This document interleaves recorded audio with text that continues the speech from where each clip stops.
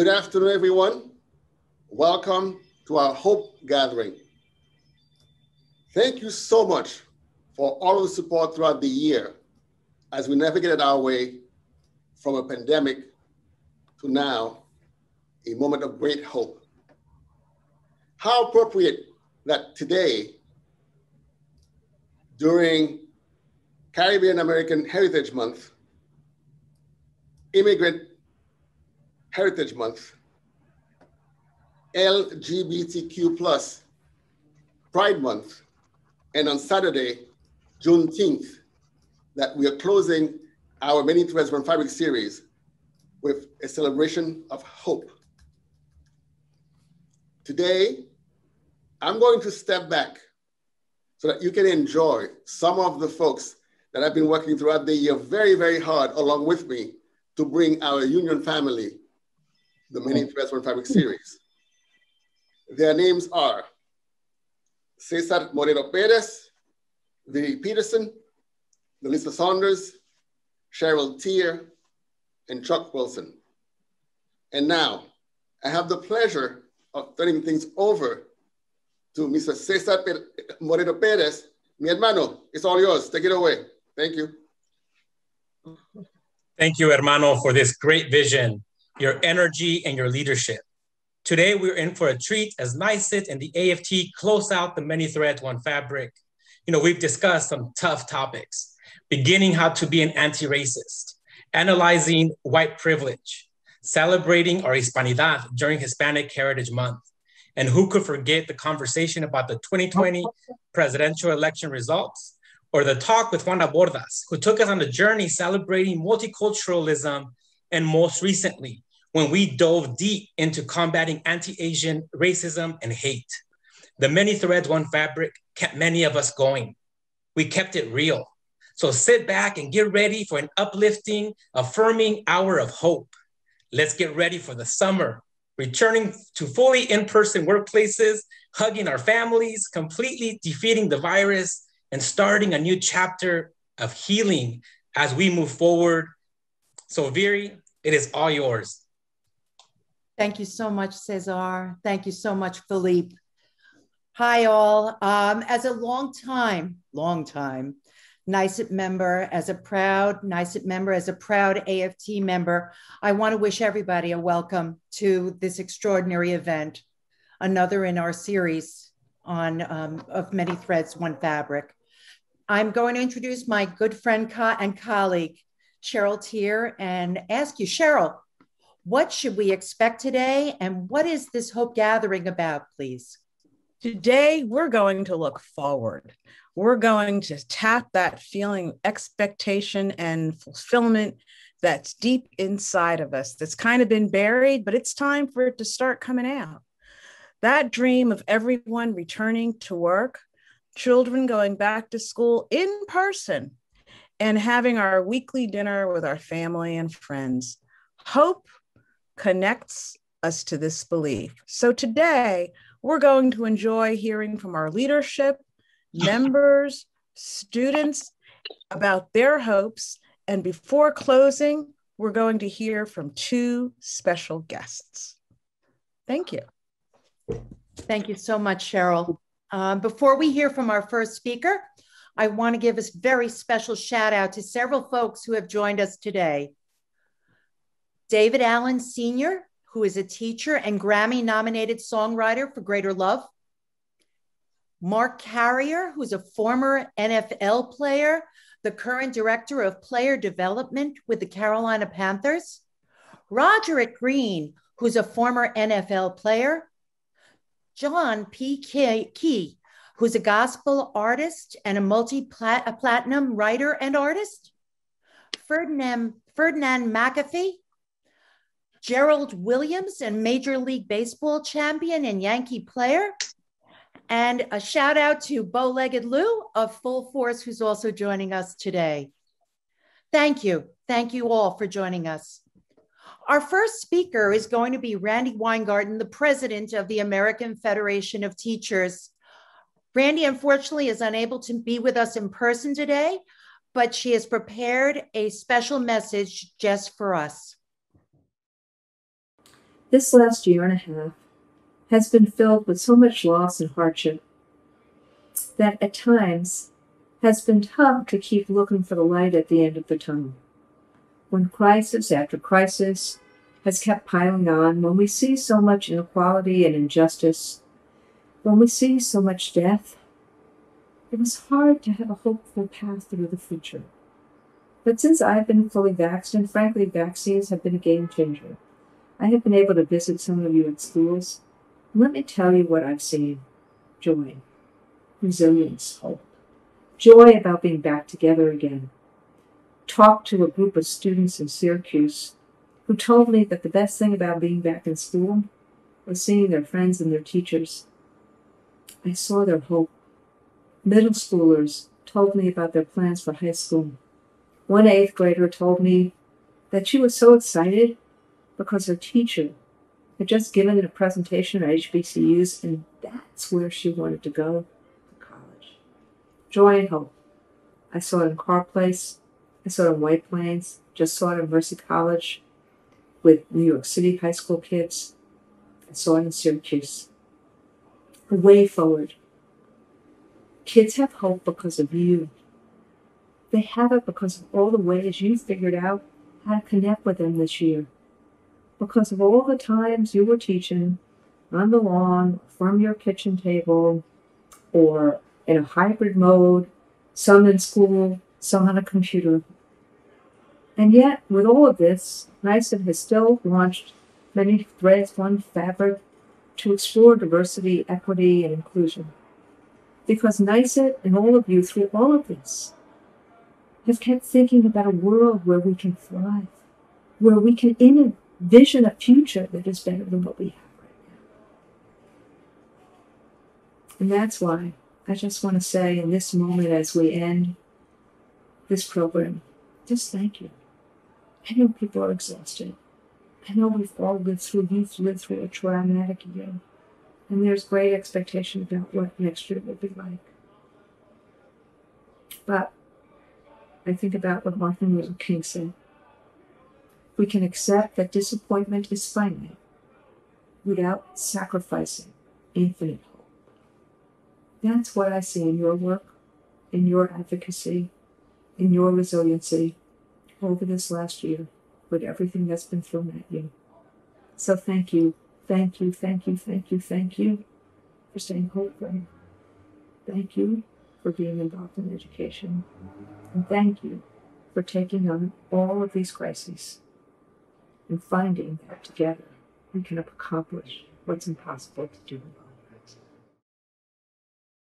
So Randy is president of our national union, the American Federation of Teachers. And next, I'm honored to introduce the extraordinary president of our state affiliate, 675,000 members strong, Andy Pallotta. Unfortunately, Andy was called into a few urgent situations and is unable to attend today. But the good news is he was able to record his feelings about hope, which we will now see. Hello, everyone, and greetings on this day. I just want to say I apologize for not being directly on this call. We did have something urgent that came up, and we are going to that meeting, but I wish I was here with you. So the question is, what gives you hope? And I think the best definition of hope is believing that things will get better, that there is something on the other side of all these troubles, all these struggles that we have that will bring us to a better place. And I can go right to an example. I think a story or an example is a great way of illustrating hope. And that was yesterday. We were out in Rome, New York. And in Rome, New York, we saw pretty much an economy that was faltering, that there was much need in the area. And what happened was, because of that need, a young person, a student, worked with the agencies in the area and the teachers in the area and the SRPs in the area and community folks, and started a food pantry. And from this, it expanded to, you know what? Some child didn't come to school today with socks, and we're going to make sure that we get them socks. And then because of community schools, they said, well, maybe what they need is a doctor visit. Let's arrange that. Let's get that going. So we went from, let's just make sure everybody brought in a pencil and paper, to let's make sure that everything about this child is on target and we're making sure that they're successful. So that was our experience in Rome yesterday. And this is happening all over the state.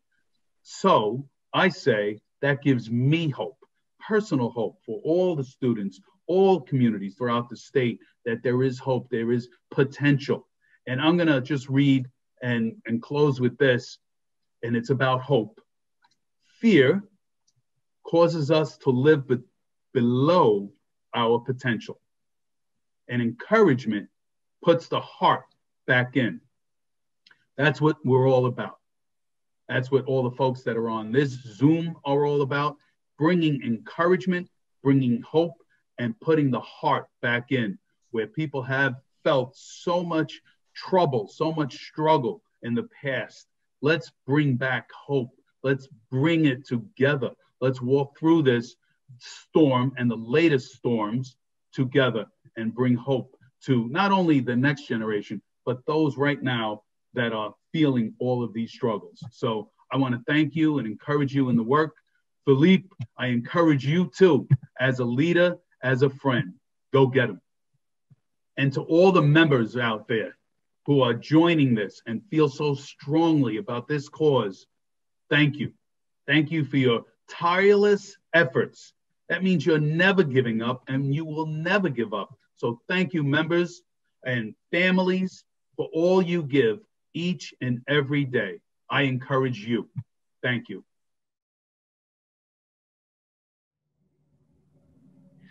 Well, for those of you who know me and for those of you who don't, I will share that I love technology. And I have to think that I don't know what we would do without it. So I have to say at this point, the messages conveyed to us today from Randy and Andy were outstanding, and we're very thankful for that.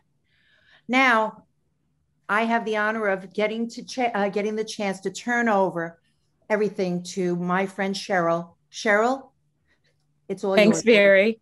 Now, I have the pleasure of asking a few of you in the audience to share with everyone what hope means to you. After all, it is us, the Union family, who has provided hope for each other as we've gone through this, a year of unknowns, crisis, and trauma.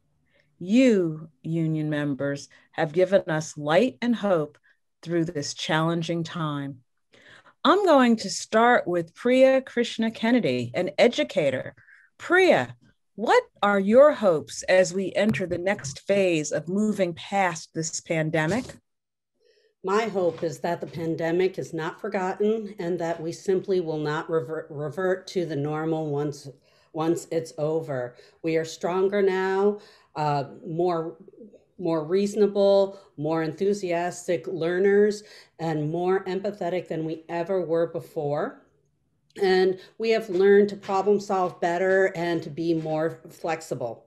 We are better learners and are kinder as a whole.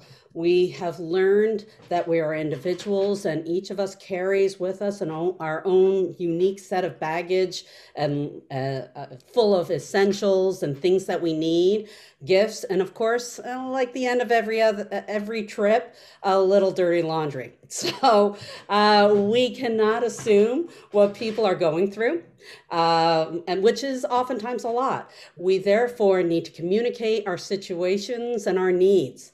This has led to less stereotyping, less bias, and less discrimination. We have had a major shift of thinking during the pandemic after George Floyd's death, as well as the rise of Asian American violence and the newfound awareness of suffering that many of us in our society face. I believe that this is in part because of the empathy that we have developed over the past year.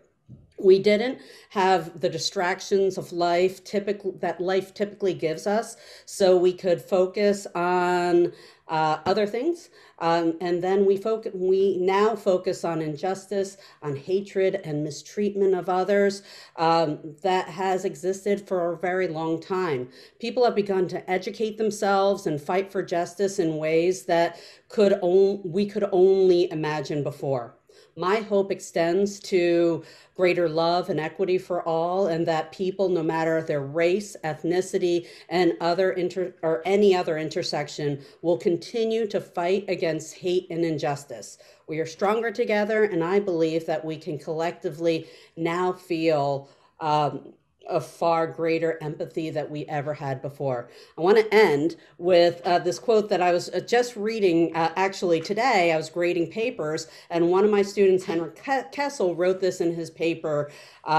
As observed across the nation, the stillness of the pandemic has given much needed oxygen for social justice and reform movements, sparking momentum needed to change the foundation of our country's systems, or at least move to the right direction. I think he encapsulates that so well, and what my hope is.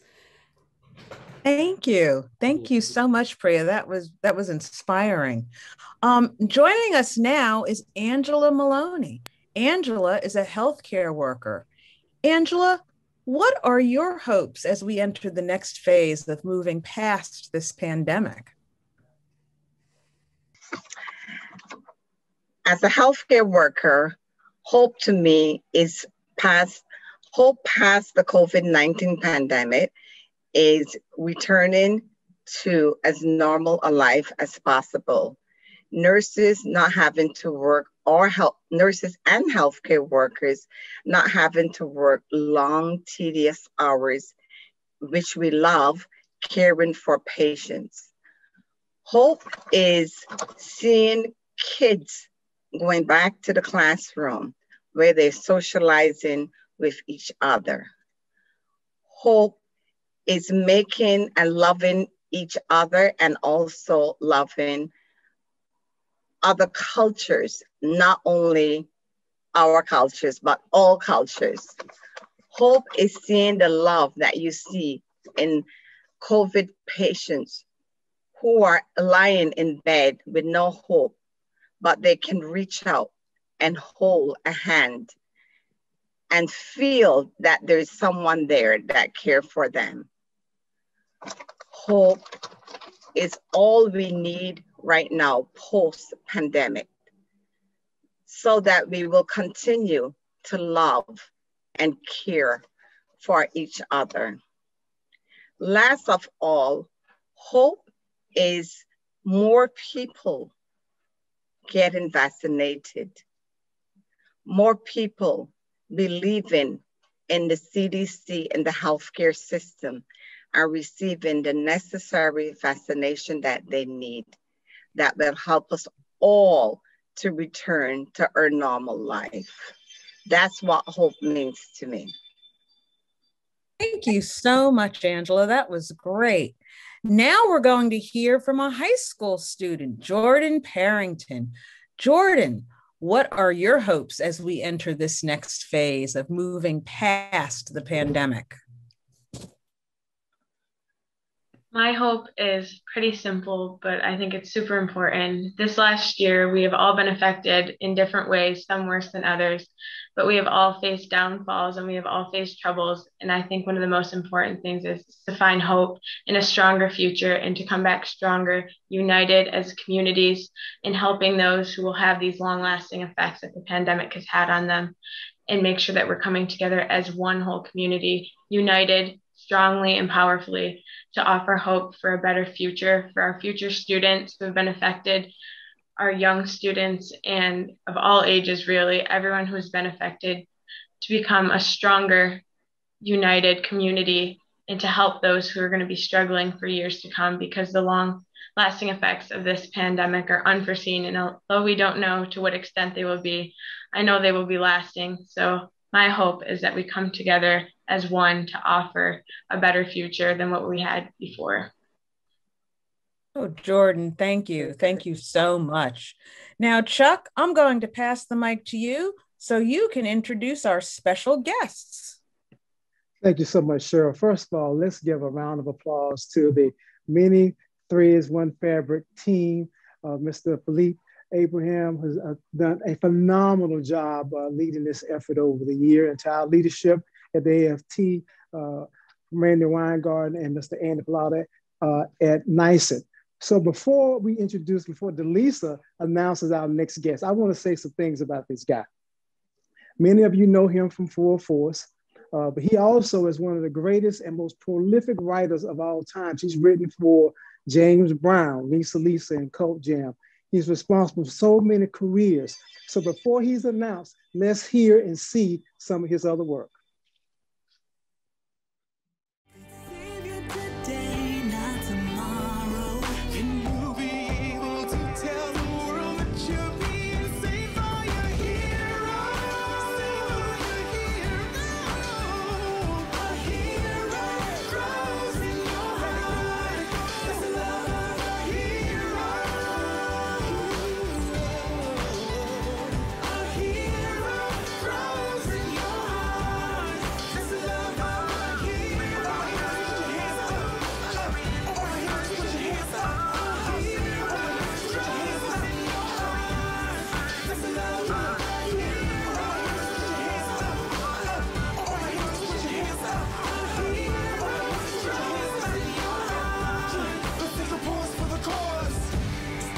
World all alone only makes it feel colder.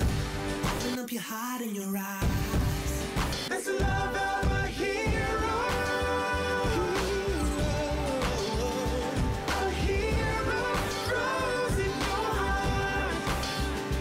A hero.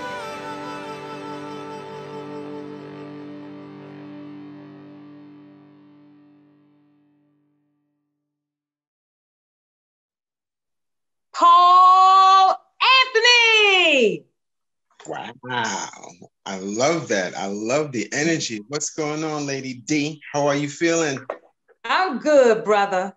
Oh, I'm man. good. Wonderful, wonderful. I'm good also, man. So it's wonderful, wonderful to be a part of this. And I just want to take a moment also, same names again, but special love goes out to Andy Pallotta, president of NYSET, Randy Weingarten, president of AFT, Felipe Abraham, vice president of NYSET, Many Threads, One Fabric. I love that title. And of course, my life brother from another mother, he's the one who dubbed me Master Life Champion, my man, Levin Chuck Wilson. Thank you so much for inviting me to this. This is very special to me for several reasons. Number one, well, first and foremost, it gives me another opportunity to fulfill purpose, which is to touch and change and hopefully save lives by connecting. That's always the key, you know? And the word hope means so much to me on a personal and professional level. I remember before my musical ship came in, I was a social worker, and I had I think 167 ADCU, which is aid to dependent children, basically single mothers as my recipients. I had to take care of them, but not just giving them all of what they need, like food and shelter, but keeping that hope alive that they can step up into whatever obstacles or challenges in front of them, you know? And I remember often during my face-to-face with my patients and certain people, there was a battle between Warner Brothers and Columbia to get us, and I would give up some welfare and then go tell my lawyer, keep fighting for another deal. And it was just back and forth, man, but it was a moving thing. And that song that you just heard, I wrote that or co-wrote that to inspire hope and energy, you know, because I'm also a 3-time cancer champion and a health and fitness hero. And I've learned that by beating my 3 cancers, I've learned that the toughest cancer is not the ones that I have had, or nor is it pancreatic or lung. The toughest cancer is a cancer of the spirit. And the way we change that is with a steady infusion, a transfusion of love and hope, and know that there is something else. There is a greater tomorrow. you know? So with all the teachers that have worked and the bus drivers and the firemen, everybody that's really put their time in, I resonate with you so much because it's so key. And you guys don't know it yet, but full force, we're going to be doing some special things with NYSUT and AFT. Yeah, I said it. We're going to do some special things to touch and engage with the youth in terms of nutrition, health, mind, body, spirit connection. That song I wrote, The Love of a Hero, was inspired by my brother, Bow-Legged Lou. He was my 10 for 10 donor match. I had 2 bone marrow transplants. And if we're not for the energy and the love and the transplant for Lou, I wouldn't be here. So, because at the end of the day, we are all connected. And Lou's here. Lou, you want to say a few words? And Lou, tell him about your foundation. His foundation is called Hope with a Vision. Lou, you want to speak on that? Okay. Before I get into Hope with a Vision, Paul knows I love telling this quick story. I love my brother, of course. We're blood brothers. And I remember when he was really fighting for his life. And like I said, before the transplant, Paul's will was always positive. So if he didn't have that will, we don't get to the transplant.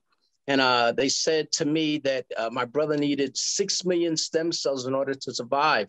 And if they didn't get enough from me, they would take a catheter to my chest to draw it out. So they didn't have to do that because instead of giving him 6 million, I was able to give him 9 million. So, so you can get none of them back. Okay. So sometimes you can call him Bow-Legged Paul if you want. But with my situation, I have this eye disease called retinitis pigmentosa, which leads to blindness. Right now, I just have central vision. I don't have any peripheral, and it gives me a lot of challenges every now and then. And sometimes I get a lot of eye scares, but I stay proactive and positive.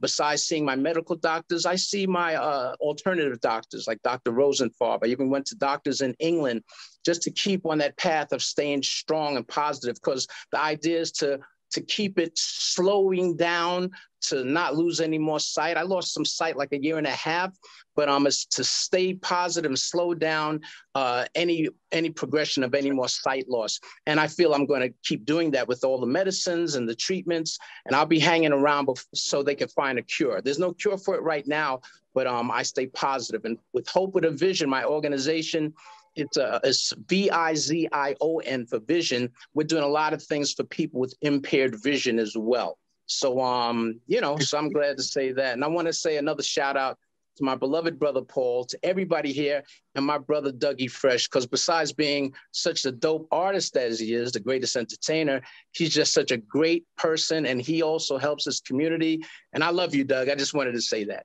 And let me add to that, is that even though we're students of life, whenever we do concerts, we always take time out to teach and to educate and to keep hope strong. We never miss an opportunity. Right now, we use the music as a means to engage, to touch, and to keep hope. And for the teachers out there and for the workers, you are the fiber. You are that one thread that connects everything. Don't get it twisted. We appreciate you so much. Yes. Thank you so much, Paul. Absolutely, Chuck. Before I introduce our next guest, before Delisa announces the next guest, I want to introduce you to some consider him one of the greatest entertainers of all times, outside of Mr. Paul Anthony. We'll put them on the same level, right? He's the human beatbox himself. Listen, this guy's a philanthropist. He's a businessman. He's already in the community. And we're so glad to have he be a part of our work. And we want to show you some of his work prior to Delisa announcing him. Thoroughly, even sanitize. Open up your eyes, we don't want this thing to rise. Coronavirus. Don't you get it? Can't you see? We are living in a state of emergency. So wash your hands, save a life, it's only right. And no matter what you're going through, together we can make it right. Come on, wash your hands, everybody. And everybody, wash your hands. 20 seconds. Come on, wash your hands, everybody. And everybody, wash your hands. My people uptown, wash your hands. People from the East Coast, wash your hands. People from the West Coast, wash your hands. That's right. Epidemic, pandemic, social distance, non-existence. Don't resist this, get gone in an instant. If you miss this, epidemic, pandemic, social distance, non-existence. Don't resist this, get gone in an instant. If you miss this, epidemic, pandemic, social distance, non-existence. Don't resist this, get gone in an instant. If you miss this. Dougie Fresh. Hello, hello, hello. How are you? I'm good. I'm good. I like those glasses. I like those glasses. Thank you. I love it. Well, first of all, I want to say that it's an honor to be a part of this Hope Gathering 2021. And the only way that I could really say that is, you know, just last week I got the invitation, come one, come all, to the Hope Gathering Ball. High Rollers United, Honey's excited, and I was delighted because I was invited. And I want to tell you who invited me. Chuck invited me, and I appreciate that. My friend Kiva invited me. Also, we got, you know, Nyset invited me, Andy, as well as AFT, Philippe, and all of the other members that played a part in making this thing happen. So I'm so honored and happy to be a part of this. I call it a celebration of appreciation. You know what I mean? And one of the things that I would like to say in regards to this is that I want to acknowledge all of the people who played such a major role this year in all that has been going on for these past several years in regards to this pandemic, you know, and I want to shout out and acknowledge all of the teachers. I want to acknowledge the janitors. I want to acknowledge all of the everyday people. I want to acknowledge the frontline workers, the nurses, people in the back. I want to acknowledge all of the people, and I also want to give a special shout out to Full Force here, because these brothers here they do come in full force, not just in the front, but in the back, meaning in all aspects of life. So I want to definitely give them an extreme acknowledgement. I didn't know the story about that situation, and me hearing that story right now just made me have so much more love for y'all brothers, because I've always, you know, had a great deal of love for y'all, but this story really just took it to a whole new level. And I always seen you out there, you know, on the front line, both of y'all out there helping and moving and doing things. But this right here has been, you know, listening to y'all really just took it to a whole new level.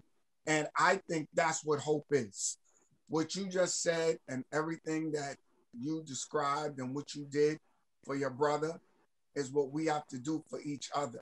And we have to look at each other in the same way.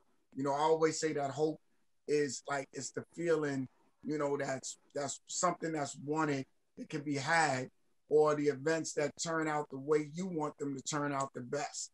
So right now, where we are right now in this whole situation is we're coming out of something that has been life-changing for everybody.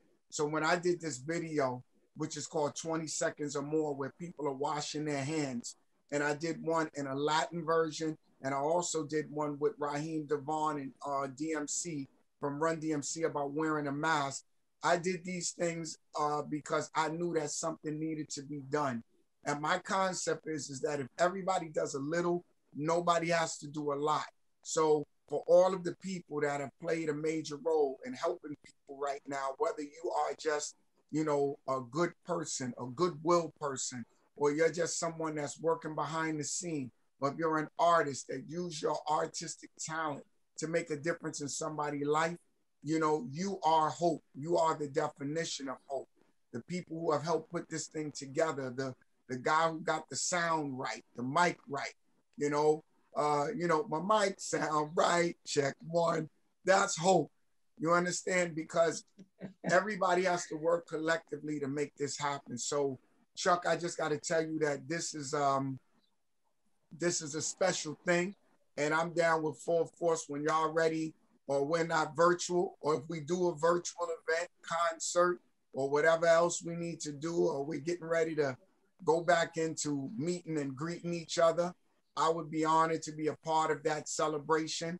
But right now, as we here, you know, I'm just happy to be a part of this because we came together for something that is much bigger than all of us. And it's about hope, and it's about the gathering of all of us working together. So, I mean, you know, thank you for having me here. That video that I did is a part of a foundation that I'm a part of, which is called Hip Hop Public Health. And we take hip hop and health and combine them. So we do videos for childhood obesity, high blood pressure, kids teaching their parents or showing them how to see the symptoms of a stroke. You know, we do what we can to make the difference. So I'm just so happy to be a part of this. And thank you for having me be a part of this, you know? Absolutely. All love, Doug. Thank you so Always, much, Doug. man. Thank you so much. Yeah. Listen, before we move forward, we had a special request for Mr. Paul Anthony to do a little song for us. So, Paul, I don't know where you are. I know, but I've been with you before. We just bust out singing in restaurants and that type of thing. So, what say you? Oh man. Okay. Wow. Really? Okay. You know what? Let me drop something that this man, he's one of the most architectural, spiritually gifted authors, a good friend of blues as well. And when I hear this song, it resonates a lot of love and hope. And let me just go and, did you know that true love asks for nothing? Her acceptance is the way we pay. Did you know that life is giving love a guarantee to last forever another day? Just as time knew to move on since the beginning, and the seasons know exactly when to change. Just as hate no love's a cure, you can rest your mind assured that I'll be loving you always. And as today I know I'm living, but tomorrow might make me the past, but that I mustn't fear. For I know deep in my mind, oh, the love I leave behind, that I'll be loving you always. Always keep the hope, y'all. Always keep the hope, you know? That's it. Thank you so much, Paul. What can we say about Dougie Fresh and Paul Anthony and Bow-Legged Lou? Thank you so much for participating. Thank you so much for your benevolence. Thank you so much for sharing your stories. Yes. And we want to say to all of our workers at NYSET and all the work that you've done over the year, the hope that you've given our communities, our families, and to have these type of guests. And we have others on that are not saying anything. We have world champion baseball players, football players. We have other Grammy Award winners on just sitting in the background. They didn't want to say anything. They just wanted to participate and say thank you to each of you. I don't know most of you, but I know your work. You guys have reached me. Your ladies have reached me through your work, through your effort over the years. And we would like to now turn it back over to one of the greatest leaders of Many Threads, One Fabric, Mr. Philippe Abraham. Absolutely. And thank you for that, Chuck. We appreciate that, man. That was beautiful, man. Thank you so much, Paul, Doug, Bow-Legged Lou, and thank you for sharing this special moment with us. It is the end of an amazing year full of promise, possibilities, and hope. Our Many Threads, One Fabric program has been a constant beat with virtual events designed to inform, inspire, and connect as a family.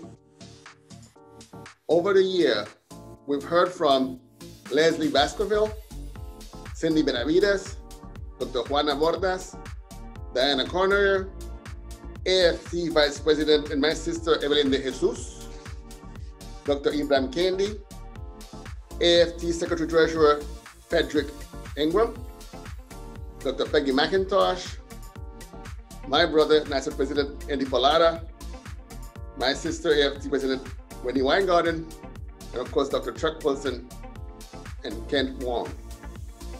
As Cesar mentioned in the beginning, I will just give you a recap of what we discussed. We discussed how to be an anti-racist, exploring privilege, next steps for the union after the 2020 presidential election, multiculturalism, and having courageous conversations. And today, we end with this hope gathering.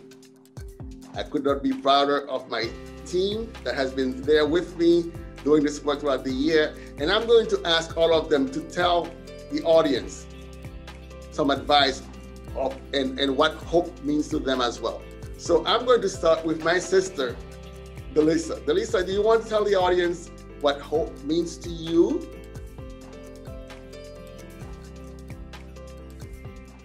Go ahead. Sure. For me, hope is this belief in the power of the unseen, something you cannot touch, something you cannot control, but you just know it's there. And it's a spiritual thing for me. Thank you, Delisa.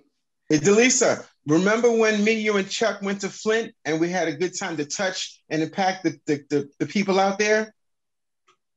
Yes, yes. Well, good, because tell them we're going to do, without hope, you can't have a house party. So we got to come to these cities, come engage. Doug, Lou, let's come get in the community and make it one big house party. That's all I have to say. Back to you. All right. I want that in writing. I want that in writing. Turn it up. Turn it up. Yes. So then I'm going to ask Viri to tell us what she thinks, what the meaning of hope is for her. Viri? To me, hope is light. It's light that comes out of the darkness that we see at the end of a tunnel. And it is promise and resilience. Thank you, Philippe, for asking me.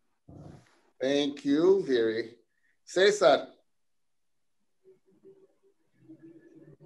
Hey, leader. Hope for me, esperanza, it's the fuel to keep going, even in the darkest hour. It's family, right? It is that one place where you dig deep into you, deep inside, to keep going. That's what hope means to me. Thank you very much. Dr. Wilson, sir, what say you? Hope is being able to recognize those who touch your life along the way. For me, it's always my mother, Dr. Brenda Ryder. I think she's out there somewhere, but I always give honor to my mom and my sister who are teachers and my family. Hope is being able to imagine the unimaginable, reach the unreachable, and just think beyond your imagination, and to have family to support you is hope. And so I'm so proud that I was born with hope. And I think my gift is to add hope to other people. And so I wish that everyone to take whatever hope you have, no matter how great or small it is, and just share it with someone else. And I think we all will have some hope if we do that. Thank you very much, Chuck. Thank you. With that, I'm going to ask our guests who are on the screen, some of them weren't seen before, if they want to add any final words before we close. Well, yeah, I'd like to say, first of all, I'd like to say that it's been an honor to be a part of this. I feel like I was coming here to give a lot, but I got more from it just listening to everyone speak. And when you asked the question about hope, I was sitting here and I was thinking about, well, what is hope to me? And hope to me is to believe, desire, or trust. I look at hope as I look at God, and I look at the blessings that I've gotten over the years from all of this. And when I listen to my brother's story about how they helped each other, that was hope, because hope is something that there is no real road that's clear to see, but you keep going anyway because you know, and your intentions are going to make the outcome be what you want it to be. Hope is definitely having that inner feeling. And it made me think of a rhyme I wrote before I was coming on here, and I said I might say it. And it's real short. It said,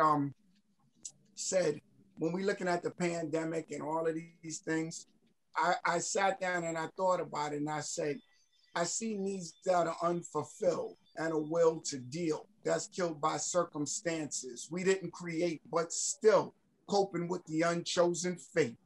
It devastates, but nevertheless, God always delivers the oppressed. In every sacred book you can find, it's in your nature, it's in your mind to find the right solution and clear all confusion to the problems. There's so many problems, but we be looking for the remedies so we can solve them. To cure emotional stress, help is on the way, and you could rest for sure. It's knocking at your door. That's where it's at. Damn, I love it. See, Okay. you know, I think we need to add, along with the greatest entertainer, Doug is the greatest messenger, because he gets people's attention with laughter, which is food for the soul. And once he has your attention, he's got something to say. So I love you, man. You know, I love you like a brother. I think I've said enough. I just want to thank you so much for giving me the opportunity to feed purpose, because at the end of the day, we all just want to be necessary. And the more I'm given the opportunity to feed purpose, the more he says he'll keep me and keep us all. And I hope this gathering allows people to know that we're powerful, but sometimes we're out of control. Master your power and then share that. Don't let an opportunity go by to say a kind word, to give a little love, or to embrace someone and give hope. That's key. Right. How inspiring. Thank you so very much. Gerald, do you want to say anything? I know you're going supposed to be on, but I'm going to put you on the spot. No, I just want to say I'm proud of everyone who participated and those who are going to be fully engaged in the future. There's not many things that I want to add because most of the things have been completed. I just want to make sure that everyone understands that the basis of all of what we do is love. And we have to learn how to respect one another so we can make sure that we are turning out those who are most like us and those who think the way we think, to make sure that we root out those things that are sometimes considered to be less than stellar. So what we want to do is always make sure that we remain positive in everything that we do, because you never know who's watching us. But what I've always talked about, we want to make sure that we're copying the good things. Well said. Thank you so much. Good. Paul, you going to say something? No, I said well said. You know, salute. Thank you. So I'm going to go back to Jordan, Priya, and Angela. For the audience, in a few words, what you wish for them as far as hope is concerned, what would you say? Jordan, we're going to start with you, if you don't mind. Okay. First, I just want to take a moment to just thank you all for giving me this opportunity. I really appreciate it, and it's an honor, and I've taken a lot away from this. And I would like to offer just hope is finding the light amongst the dark and chasing it, and finding your purpose and believing in yourself and offering that and spreading it to those around you, because the more positivity we fill the earth with, the better place it'll be for everyone. So thank you. Fantastic. Thank you so very much. Priya? I am so grateful to be able to share the stage with such great people and such great artists. I'm just so excited that I got to do this. And that's really what hope is for me. The ability to do new things, the ability to see the opportunities and things, the ability to be able to talk with people and learn from people and love with people. Thank you, thank you, thank you, thank you. So, Angela. Oh, you're on mute again. There you go. Okay. Yes. Hope is giving, caring, being empathetic. As you said, as one person mentioned earlier, hope is the light at the end of the tunnel. And with that light, I hope we all could use it to illuminate others and to let them feel and know that at the end of all of this, we are one. We are one people. Thank you. Beautiful, beautiful, beautiful. So I am going to take the privilege of calling on somebody else to kind of, wrap it all up for me. My sister, Cheryl. Cheryl, why don't you go ahead and tell us your thoughts on what's been said thus far? Thank you.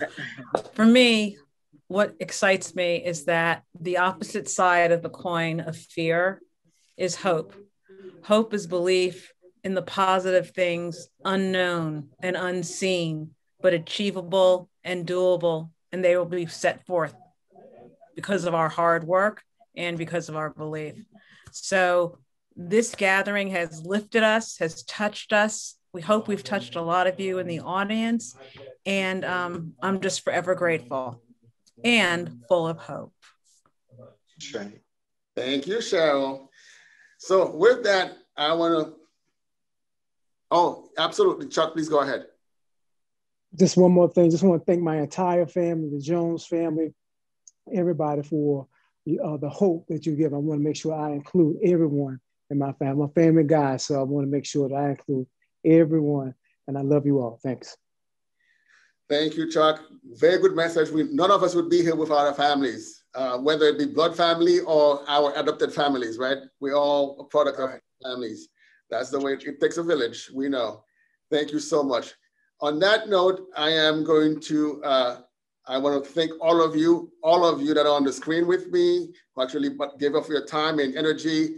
Bowlegged Lou, Paul Anthony, Dougie Fresh, Gerald Williams, and of course the team, and Jordan and Priya, Elwise, Cheryl, Wayne, Brian, Delisa, and Viri for actually getting this program together. I want to tell you that this is not the end of Many Threads, One Fabric. This is only the beginning. And we will indeed have a Hope Gathering 2022. So mark your calendars, that's coming. We'll do it again. But also the Many Threads, One Fabric series will be in full-fledged beginning in the fall. So we're taking a little lull, a little hiatus, but we'll be back with more programming and hopefully in person very soon. So on that note, thank you very much for your attention. I look forward to seeing you next time, and have a great evening, everybody. James, would you please roll the video? Thank you, everybody. You're welcome. Thank you. Thank you for having me. You're welcome. Thank you. Thank you. Thank you. Thank you.